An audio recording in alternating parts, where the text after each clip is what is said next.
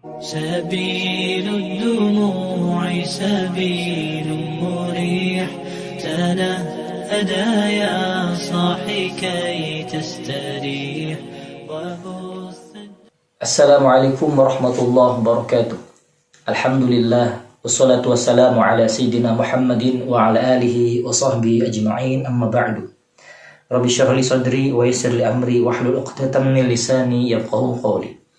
Qala al-mu'allif rahimahullahu ta'ala wa adamu naf'ah bi'ulum al-imam al-mujaddid hujjatul islam wal muslimin Zainuddin Abi Hamid Muhammad ibn Ahmad al-Ghazali al-Tusi al-Tabarani al-Syafi'i wa ulumi sair masyayikhi fid dharaini lahumul Fatihah.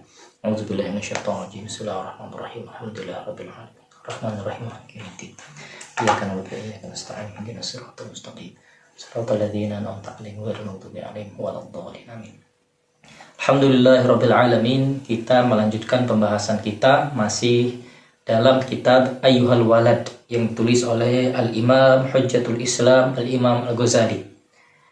Di sini kita sampai kepada bab terkait nasihat. Ayyuhal walad, wahai anakku. An-nasihatu sahlun. Nasihat itu sangat mudah. Jadi kita memberikan nasihat itu mudah. Dan memberikan nasihat kepada sesama saudara kita pun adalah tugas kita. Adalah kewajiban kita. Kita wajib memberikan nasihat kepada saudara kita, apalagi saudara kita mungkin yang ia sampai menempuh jalan yang kurang baik ataupun melenceng. Sebagaimana dalam hadis Nabi Muhammad SAW, riwayat Imam Muslim pun dikatakan, wa idastansohaka fansohu. Apabila ada seseorang yang ingin meminta nasihat kepada kita, maka berikanlah nasihat. Jadi tidak usah ragu jikalau ada seseorang yang ingin kita menasihatinya, berikan nasihat. Setidak-tidaknya memberikan nasihat atau wasiat Rasulullah SAW yang berbunyi ittaqillah haitsu ma kunta. Bertakwalah dimanapun dan kapanpun kita berada. Minimal nasihat seperti itu. Ya. Dan nasihat ini pun kita tidak boleh asal memberikan nasihat. Ya, mungkin tugas kita sebagai dai, kita pun tidak boleh langsung menasihati seseorang dengan asal-asalan, dalam artian mungkin seseorang itu melakukan salah, lantas kita tidak boleh langsung menasihatinya di depan umum. Sebagaimana dikatakan Imam Syafi'i rahimahullah ta'ala, beliau mengatakan sungguh orang yang menasihati beliau dalam keadaan ramai itu di depan umum, ya sama dengan merendahkan beliau. Tentu ini pun adab kita ketika menasihati orang, jangan sampai di depan umum. Apalagi orang itu mungkin memiliki nama, ya. Karena walaupun bagaimanapun pasti mereka bukannya bisa menerima nasihat itu, tapi sulit ya, karena mungkin menganggap dirinya punya nama, yang merasa direndahkan. Maka oleh karena itu, tatkala kita menasihati seseorang, hendaklah kita melihat tempatnya dan waktunya, kondisinya. Karena Rasulullah SAW pun beliau memberikan nasihat kepada sahabat pun pada waktu-waktu tertentu. Ya, seperti itu. Akan tetapi bukan berarti di sini kita ragu untuk memberikan nasihat kepada orang lain, tidak. Ya. Selagi kita nilai waktu itu mungkin baik, mungkin tepat, silakan berikan nasihat, dan tentunya pun dengan adab kita. Ya, jangan sampai ketika kita memberikan nasihat kepada orang lain pun seakan-akan menghakimi orang itu. Seperti itu. Karena sifatnya manusia terkadang sulit untuk memberikan nasihat, kecuali mereka yang sudah terbiasa mendengarkan nasihat. Ya. Karena orang-orang yang jarang mendengarkan nasihat, mereka condong untuk menolaknya. Sangat sulit sekali. Ya. Sebagaimana dikatakan para ulama pun, jikalau dalam sepekan itu atau dalam 3 hari paling cepatnya dia tidak mendengarkan nasihat, maka hati itu akan mulai mengeras. Jika terus mengeras, akan lebih sulit untuk menerima nasihat. Seperti itu. Akan tetapi sesungguhnya untuk di era ini mudah sekali mendapat nasihat, baik melalui video-video dan lain-lainnya. Oleh karena itu Al-Fakir pun membuat video seperti ini yang semoga bisa menjadi nasihat, khususnya untuk Al-Fakir pribadi dan umumnya untuk semuanya bagi yang mendengarkan. An-nasihatu sahlun, nasihat itu mudah. Ya. Sekali lagi, kita sebagai dai. Setiap kita memiliki tugas untuk memberikan nasihat. Ya, sebagaimana sabda Nabi Muhammad SAW, "Ballighu anni walau ayah." Sampaikanlah walau satu ayat. Akan tetapi hadis ini memiliki kelanjutannya, yaitu "Waman kadzaba 'alayya falyatabawwa maq'adahu minan nar." Hadis riwayat Imam Bukhari. Barang siapa yang berdusta atas namaku, maka tempatnya sudah disediakan kelak di neraka. Maksud berdusta di sini bukan hanya membawa-bawa Nabi Muhammad, melainkan orang yang tidak pernah belajar ilmu, tapi menyampaikan hal yang tidak ia kuasai. Seperti itu, misalkan ada orang yang baru tobat saja, tapi dia sudah berani membuka tanya jawab terkait hukum. Karena jikalau terkait hukum, kita harus belajar lebih dalam lagi. Al-Quran ayat-ayatnya kita harus hafal, hadisnya harus hafal. Bukan hanya itu, kita harus mengetahui tafsirnya jikalau Al-Quran. Harus mengetahui ulumul Qurannya. Ulumul Qurannya baik itu asbabun nuzulnya, baik itu khos amnya. Al-am aja terbagi 3. Al-am yutlaku ala amihi.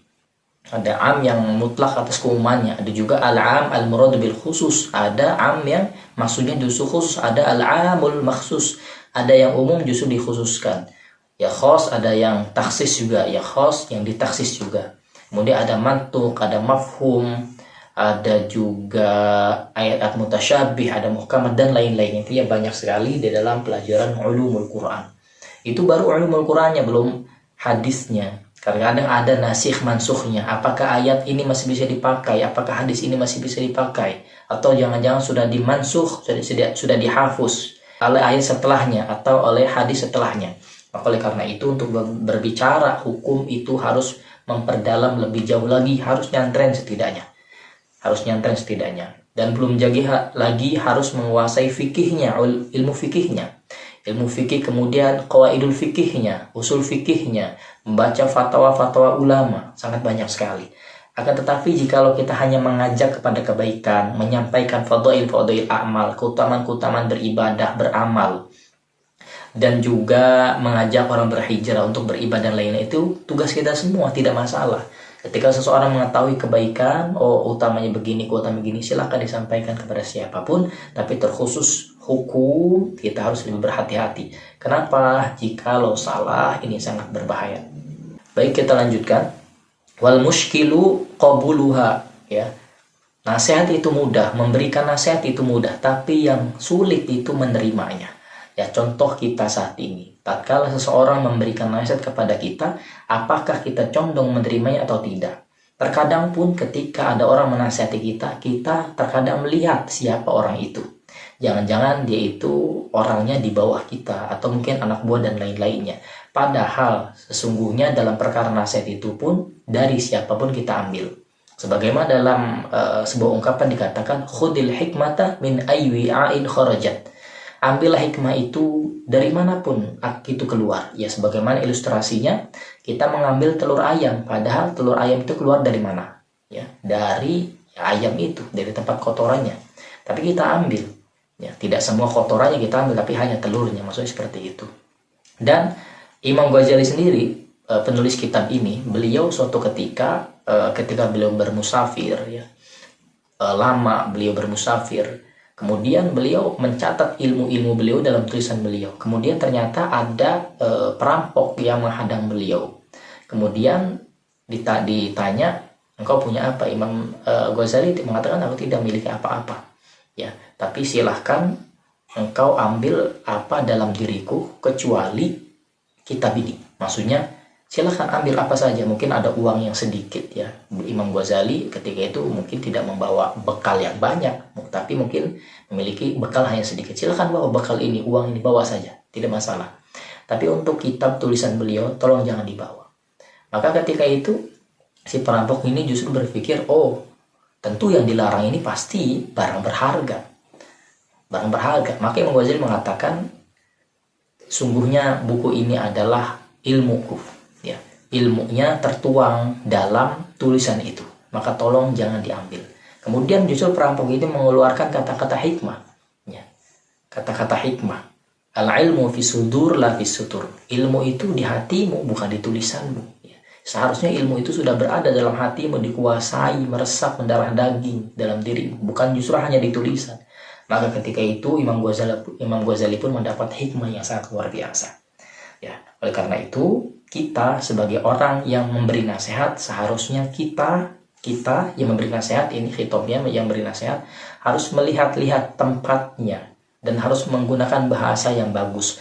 Akan tetapi jikalau kita yang sebagai objeknya, orang yang menerima nasihat, maka terima saja. Laksana seseorang yang melempar berlian. Berlian itu adalah nasihat. Mau dilempar, mau dibagaimanapun, tangkap saja. Seperti itu. Undur maqala wala tandur man qala. Lihatlah apa yang disampaikan, siapapun yang mengatakan terima. Jangan melihat dari siapa. Walaupun bagus, tapi kalau bukan pada orang yang tertentu dia tidak menerima. Tentu tidak seperti itu. Li'annaha fi madaki muttabi'il hawa murrun. Dan sesungguhnya bagi orang-orang yang senantiasa mengikuti hawa nafsunya, maka nasihat itu adalah hal yang pahit bagi mereka, sangat sulit sekali. Ya.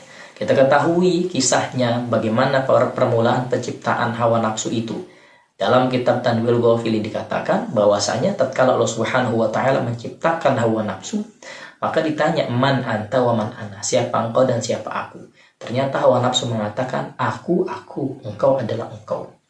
Kemudian dilemparlah ia ke dalam neraka sampai 1000 tahun. Ya, hitungannya kurang lebih diangkat kembali. Ya, sedangkan hitungan akhirat itu adalah wa inna yawman 'inda rabbika ka'alfi sanatin mimma ta'uddun. Satu hari di akhirat sama dengan 1000 tahun di sini. Tinggal dikalikan saja 1000 tahun, 1000 kali 1000, ya, kurang lebih 1 juta tahun kurang lebihnya. Maka sangat lama sekali. Ternyata setelah diangkat, dihadapkan kembali di hadapan Allah Subhanahu wa taala, ditanya, "Man anta wa man ana?" Siapa engkau, siapa saya? Maka dia menjawab lagi, "Anta wa ana." Engkau adalah engkau, saya adalah saya. Tidak ada adab. Di hawa nafsu tidak ada adab kepada Allah Subhanahu wa taala. Maka kemudian ketika dilempar kembali, kemudian ternyata sama saja, ya. 1000 tahun diangkat, ditanya lagi man anta wa man ana, sama. Aku, engkau. Maka ketiga kalinya dilempar ke neraka yang namanya neraka Jur. Neraka Jur itu neraka lapar. Barulah telah diangkat kurang lebih 1000 tahun, berarti totalnya 3000 tahun hitungan akhirat. Barulah ketika ditanya man anta wa man ana, siapa engkau dan siapa aku, barulah hawa nafsu menjawab ana abduka wa anta rabbi, aku adalah hambamu dan engkau adalah Tuhanku. Maka di sini ulama mengatakan bahwasanya hawa nafsu dapat ditundukkan dengan berpuasa, dengan lapar. Allahu akbar walillahil hamd. Akan tetapi bagi mereka yang senantiasa mengikuti hawa nafsunya, sangat sulit sekali untuk mendengarkan nasihat, sangat sulit sekali. Dan beruntunglah bagi mereka yang senantiasa mudah mendengarkan nasihat. Wa tawassaw bil haqqi wa tawassaw bis sabr. Saling memberikan nasihat dalam kebenaran, saling memberikan nasihat dalam kesabaran. Wa tawassaw bil marhamah, dan saling berkasih sayang. Seperti itu. Ya.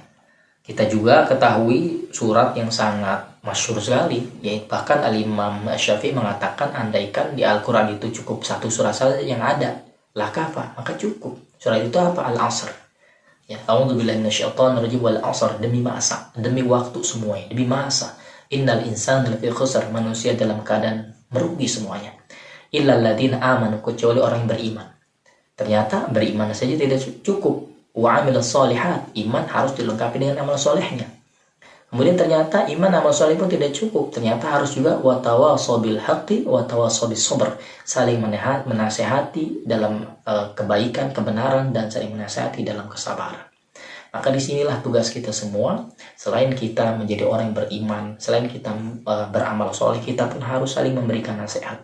Ya, dalam kisahnya Bani Israel ada kaum Bani Israel yang Allah perintahkan malaikat Jibril alaihissalatu wassalam untuk memberikan adab kepada satu daerah. Maka tatkala malaikat Jibril alaihissalatu wassalam ingin mengadab suatu kaum itu, ternyata di situ ada orang soleh.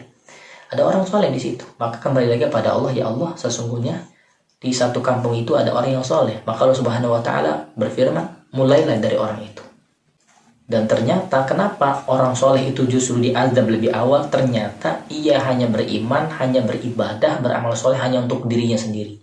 Dia tidak memberikan nasihat, tidak menasehati saudara-saudaranya yang lain. Maka di sini pun Allah Subhanahu wa taala murka kepada orang itu. Maka tidak cukup menjadi orang soleh, melainkan juga harus kita menjadi orang yang muslih. Muslih itu apa? Orang yang mengajak orang lain soleh. Jadi kalau orang soleh itu terkadang tidak ada kendala karena dia soleh untuk diri sendiri, ya, soleh untuk diri sendiri. Tapi kalau orang sudah sampai kepada muslih, sudah mengajak orang lain untuk kebenaran, maka di situ mulai ada gangguan-gangguan. Tapi disitulah jalan kemuliaan seseorang itu. Idil manahi mahbubatun fi qulubihim, dan sesungguhnya orang-orang yang senantiasa mengikuti hawa nafsunya, mereka akan condong kepada hal yang disukainya, yaitu apa? Hal-hal yang dilarang. Ya. Hal-hal yang dilarang itu lebih disukai oleh mereka-mereka yang senantiasa mengikuti hawa nafsunya. Jadi hawa nafsu itu ada 3, ya, kurang lebihnya ada 3. Pertama, hawa nafsu yang namanya mutmainnah. Hawa nafsu mutmainnah ini dimiliki oleh orang-orang yang taat, banyak beramal, bertakwa kepada Allah Subhanahu wa taala. Kemudian ada juga hawa nafsu namanya lawamah. Lawamah ini 50-50, terkadang kebaikan, terkadang keburukan. Jadi masih harus diarahkan, ya, karena terkadang hari ini mungkin dia baik, besoknya dia mulai down lagi, seperti itu. Dan ada juga hawa nafsu yang terakhir, yaitu ammaroh. Hawa nafsu ammaroh ini senantiasa membawa seorang itu kepada keburukan selalu. Dan hawa nafsu ini sekali lagi bisa ditundukkan dengan apa? Dengan berpuasa.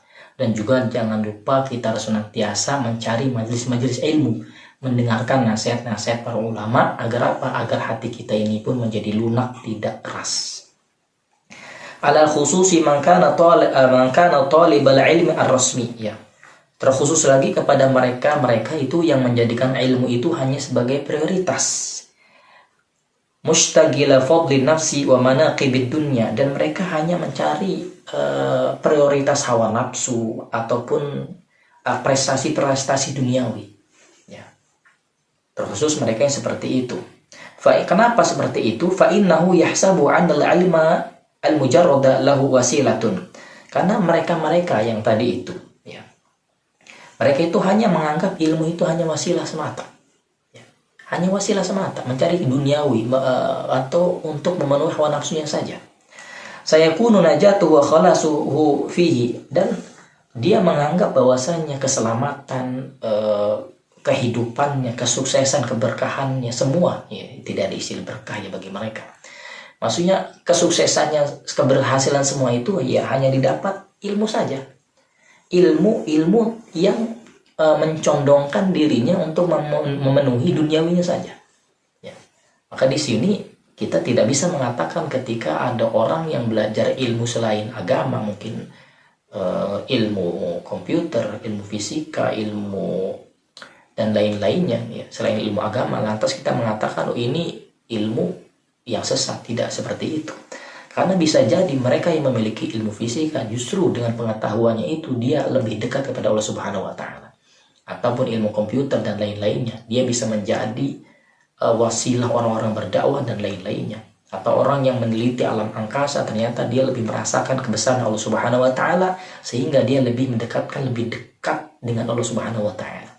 Ya, seperti itu. Wa anna mustaginan 'anil amal, dan mereka itu justru mungkin mengetahui ilmu juga, ya, ataupun bahkan ilmu agama, ternyata dia justru tidak mengamalkannya, ya, tidak beramal dengan ilmunya itu. Seperti tadi, baik ilmu dunia atau ilmu agama, ia mendapatkan ilmu dunia justru itu hanya untuk memberikan kepuasan hawa nafsunya, atau untuk meraih keduniawian atau prestasi dunia saja. Ataupun dia mendapatkan ilmu agama tapi hanya untuk mendapat saja, tidak untuk diamalkan, tidak untuk disampaikan. Wa hadza i'tiqadul falasifah, dan ini adalah keyakinan para filosof. Ya, ini yang disampaikan oleh Al-Imam Ghazali rahimahullah taala. Ya, sesungguhnya tatkala kita mendapatkan ilmu, kita harus mengamalkannya. Ya, terkhusus ilmu agama, ketika kita mendapatkan ilmu agama, kita harus mengamalkannya dan pun kita harus menyampaikannya. Sebagaimana dikatakan dalam kitab Matan Zubad, fa'amal walau bil usyri zakati, beramarlah walaupun hanya 1/10 dari ilmu kita, sebagaimana zakat. Ya, zakat itu kita tidak menzakati, memberikan harta kita sepenuhnya, tapi hanya pada syarat-syarat tertentu saja, pada hitungan-hitungan tertentu saja. Ya, takhruj binuril ilmi min zulumati, maka dengan mengamalkan ilmu itu kita akan terbebaskan, ya, dengan ilmu itu akan terbebaskan dari kegelapan, ya, dari kesesatannya, dari kezaliman. Dan sebuah kezaliman tatkala kita memiliki ilmu, kita tidak mengamalkannya dan kita tidak menyampaikannya. Fa'alimun bi'ilmihi lam ya'malan mu'adzabun min qabli 'ubadil wathan. Ya, dan ini ancaman keras. Fa'alimun bi'ilmi lam ya'malan. Orang yang memiliki ilmu, ya, ilmu banyak, dia tidak amalkan sama sekali, bahkan dia terkadang menyelisihi apa yang diketahui, ya. Bi'ilmi lam ya'malan mu'adzabun min qabli 'ubadil wathan, justru dia kelak akan mendapat azab dari Allah Subhanahu wa taala sebelum orang-orang yang menyembah berhala itu akan diazab. Jadi orang-orang yang menyembah berhala itu akan diazab oleh Allah Subhanahu wa taala kelak di akhirat, tapi yang lebih dulu adalah mereka yang mendapat ilmu tapi tidak diamalkan, tidak disampaikan juga. Seperti itu. Lantas apakah semuanya harus diamalkan? Tidak, seperti sebagaimana sebelum disampaikan, ya, kita perlahan. Ya. Dikatakan oleh Imam Hasan Al-Basri, andaikan kita semua dituntut untuk mengamalkan semua ilmu kita baru kita bisa menyampaikan, niscaya tidak ada orang yang mampu menyampaikannya. Ya. Ini adalah nasihat dari Imam Ghazali. Maksudnya apa? Kita sedikit-sedikit mengamalkan plus sembari untuk menyampaikan, karena dengan menyampaikan pun terkadang itu lebih mematangkan diri kita.